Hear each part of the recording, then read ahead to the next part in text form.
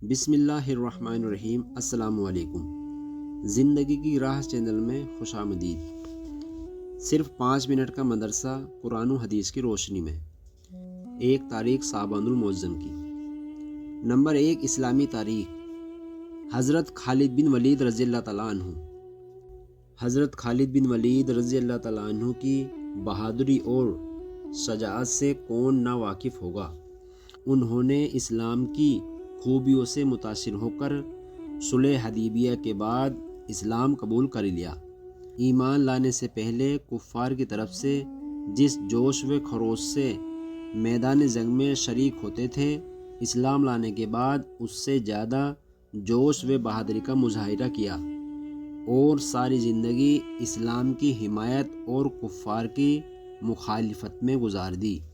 ایمان لانے کے کچھ ہی عرصے بعد 8 ہجری میں غزوہ موتا کا واقعہ پیش آیا، جس میں مسلمانوں کے امیر زید بن حارثہ رضی اللہ تعالیٰ عنہ، جعفر بن ابی طالب رضی اللہ تعالیٰ عنہ، عبداللہ بن روا رضی اللہ تعالیٰ عنہ باری باری شہید ہو گئے۔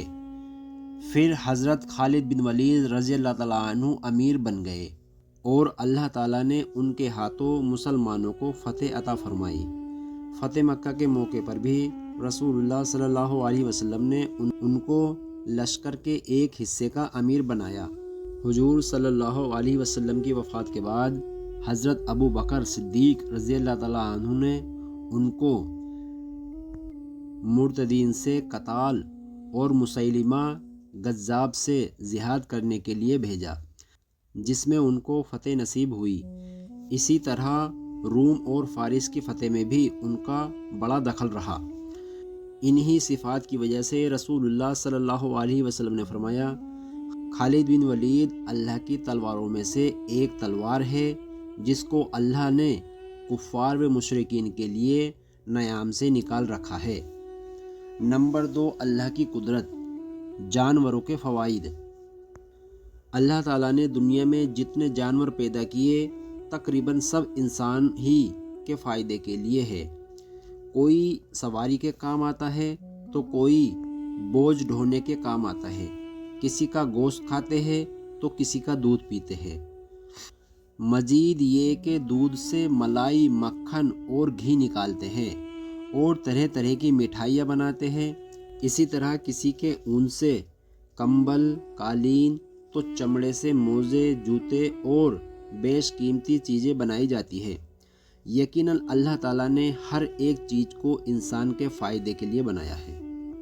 نمبر 3، ایک فرض کے بارے میں، صرف اللہ کی عبادت کرو۔ قرآن میں اللہ تعالیٰ فرماتا ہے، تمہارا معبود یعنی حقیقی تو ایک ہی معبود ہے، اس کے سوا کوئی عبادت کے لائق نہیں، وہ بے انتہا مہربان، نہایت ہی رحم کرنے والا ہے۔ یہ ترجمہ سورہ بقرہ کی آیت سے ہے۔ آیت سے معلوم ہوا کہ عبادت کے لائق اگر کوئی ذات ہے تو وہ صرف اللہ ہی کی ذات ہے، لہٰذا ہم پر اسی کی عبادت کرنا فرض ہے۔ نمبر 4، ایک سنت کے بارے میں، گھر کے کام میں ہاتھ بٹانا۔